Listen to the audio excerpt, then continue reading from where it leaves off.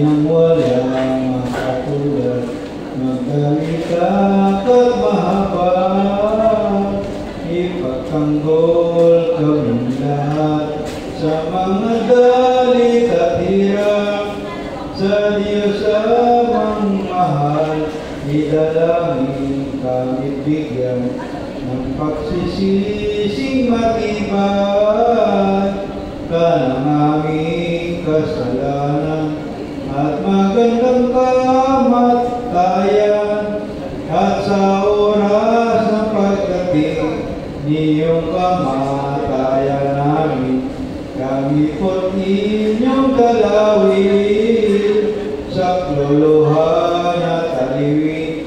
Kahirap natin tiisin, yayaman ikaw malamang, Birhen kalinis-linisan, ang inahawa mo timan, ng salaman at kay Adan, nitong buong sang tinakpan. At ang aming kaluluwa, kung kami mamamalay na, ay kunin mo at ipagsama, at nang kami luminawa sa maluwang gloria. Aknikan San Mateo sa kanyang Ebanghelyo, walang pagsalang totoo, kaniya si Yesu Cristo, muling mananahon dito.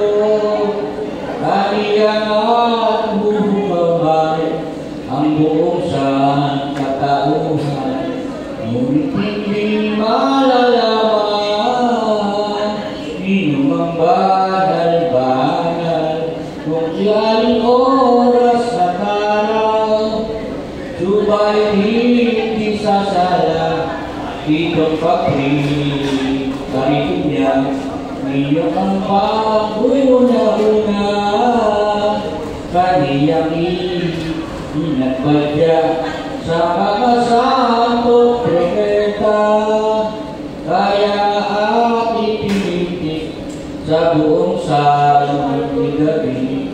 Ito araw kong sumabi, para magbulong-pilit ang lupa sa ampun ng langit, na kay Moses ay ilabot ang 10 utos ng Diyos. Magkakapilang ilabot ang tunay na napanuot doon sa Sinai na mundo. Hindi na kapag-lapang-lap, bilat ay di mapagkatan, gulot ay gayon din naman, na hanapin magbubuta ang buong sangkabuntukan.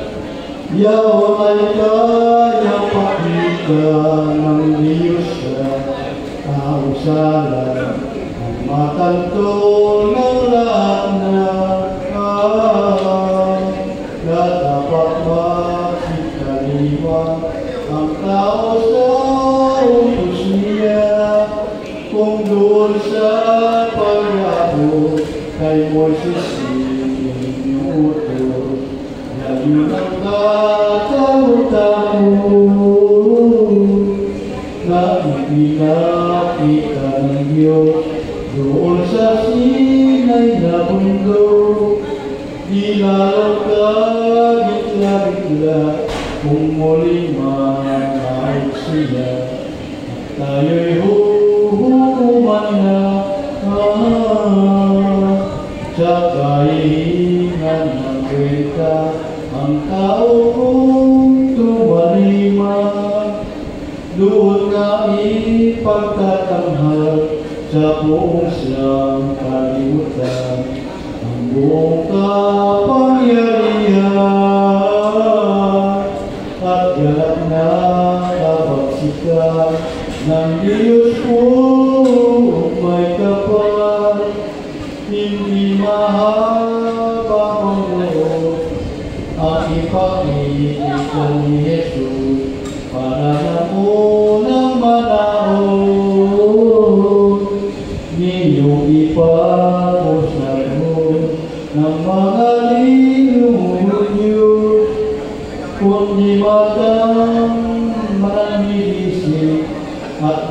sa puno ng galing, saka ang hawag at bigin. Nitong Diyos na mabagsik, espada na limitasi, araw na ibig matupad, ni Jesus ay mataas, pagbawi sa mga sukat. Galit niyang naghahanap, laong panahong hinanap, ano pa do'y wala na, ultimang musiki ko dyan, at ang panangalan niya, ang paghuhukom sa lahat ng kaniyang pagkahustisya. At kung dumating na naman ang panahon ng pagkamagal sa langit at kalupaan, sa hangin at karagatan, may mga tandang lilitaw. Ang mga kometang ito ay makikita ang totoo. Kung matatapos ang mundo, ano ba't ang magkakaroon para magugulo, at ang araw ng masinag ay makikilid na agad, at ang sama liwanag mamumulang nilihama, dugo ang siyang katulad, at ang bituin lahat na tala at man ng planeta ay kukulimlim pagkakatuloy namang mag-iba sa dating tahanan nila. Anak mga hulog sa lupa ang kanang astros, tantong kapila-kilabot ang manikilap na hayop, sabay magsisipasok, bawang mga sisiumal ng lumbay-lumbay, at ito'y pakitang tunay sa magiging kasiraan ng kanilang pagkabuhay.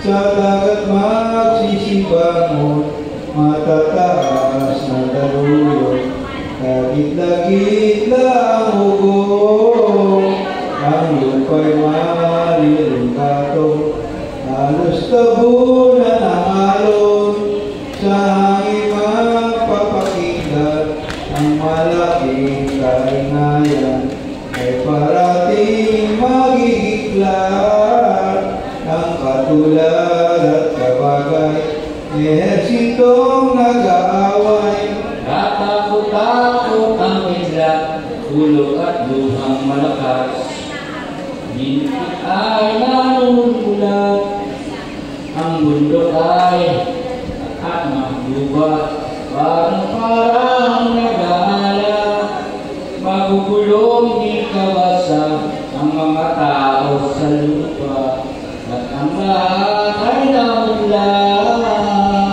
di mabibigas ng bigla, ang magmambalang ng diwa, dinangalan at tuto, bata't matanda sa mundo, ano pa nga kulong-gulo, at kapuwaris Kristiyano, na mapagkarang totoo, ngunit at ito'y hindi pa nasukat ikabalisa, ang lalo kahit-lahit-la ng mundo kong sumipot na, yaong taong palamarap, yaong sukaban at ilong, magkarayang walang tuto, halupit-lupit na tao, kampo na mga demonyo, ang pangalan ay Antikristo,